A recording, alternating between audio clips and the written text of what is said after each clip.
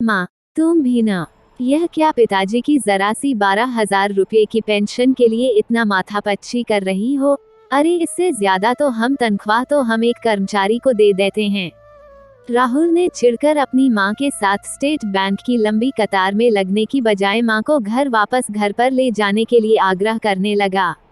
वैसे राहुल ने सच ही कहा था, करोड़ों का बिजनेस था उनका, लाखों रुपए तो साल भर में यूं ही तनख्वाह और भत्ते के नाम पर कर्मचारियों पर निकल जाते हैं। फिर मात्र 12,000 रुपये प्रतिमाह की पेंशन पाने के लिए स्टेट बैंक की लंबी कतार में खड़े होकर पेंशन की औपचारिकता पूर्ण करने के लिए इतना समय व्यर्थ करने का क्या औचित्य। राहुल के पिता रघुनाथ जी का निधन पिछले माह ही बीमारी की वजह से हुआ था। वह लगभग 12 वर्ष पूर्व एक सरकारी स्कूल में प्राध्यापक पद से रिटायर हुए थे। तब से उनके नाम पर पेंशन आया करती थी। रघुनाथ जी मृत्यु के उपरांत आधी पेंशन उनकी पत्नी सरला जी को मिलने का शासकीय योजना के अनुसार प्रावधान था, जिसके लिए सरला जी आज स्टेट बैंक में अपने बेटे राहुल के साथ जाकर पेंशन की औपचारिकता पूर्ण करने आई हुई थी। उस दिन राहुल के बेटे अनुभव का 8वां जन्मदिन था। उसने अपनी दादी से साइकिल की फरमाइश की थी।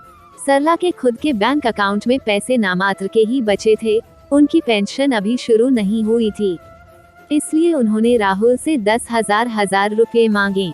राहुल अपने ऑफिस जाने की तैयारी में व्यस्त था। उसने अचानक मां के द्वारा 10,000 रुपये की मांग पर थोड़ा अचरज से देखा, फिर अपनी पत्नी श्रेया को मां को 10,000 रुपये देने को कहकर चला गया। श्रेया ने 1-2 बार मांगने पर अपनी सास को 10,000 रुपये देते हुए कहा, पता नहीं आजकल बहुत मंदी चल रही है, थोड़ा हाथ संभाल कर खर्च करना। हालांकि शाम को जब सरला ने उन पैसों से अनुभव की साइकिल खरीदी तो घर का माहौल पूर्ववत हंसी मजाक का हो गया। अगले हफ्ते राहुल की बड़ी बहन 2 दिन के लिए मायके आई थी।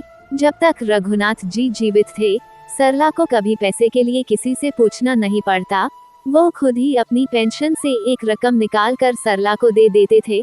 मगर आज बेटी की विदाई के लिए सरला को बहू से पैसे मांगते समय उसके शब्द, पता नहीं आजकल बहुत मंदी चल रही है, थोड़ा हाथ संभाल कर खर्च करना, याद आ गए और बहुत दहकी मन से बेटी को बिना कुछ दिए ही विदा करने लगी। तब बहू ने खुद आकर सरला के हाथ में 2,000 रुपये पकड़ाकर कहा, बेटी को खाली हाथ विदा करेगी क्या? सरला ने महसूस कर लिया था कि बहू की बात में अपनापन का उलाहना ज्यादा है।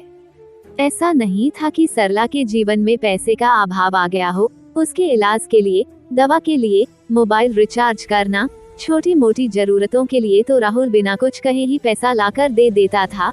परंतु इसके अलावा सरला को जो भी खर्च करना होता, जैसे किसी मंदिर में दान करना, नौकरों को उनकी जरूरत या त्योहार पर पैसा देना या अपने रिश्तेदारों के आने पर उपहार देना जैसे छोटी मोटी जरूरतों के लिए उसे राहुल या बहू से पैसा मांगना स्वाभिमान को चोट करता था।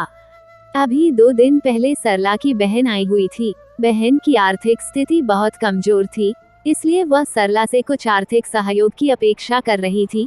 मगर खुद सरला को छोटे छोटे खर्चों के लिए बहू की तरफ मुंह देखते देखकर उसने अपनी बहन से कुछ न कहा।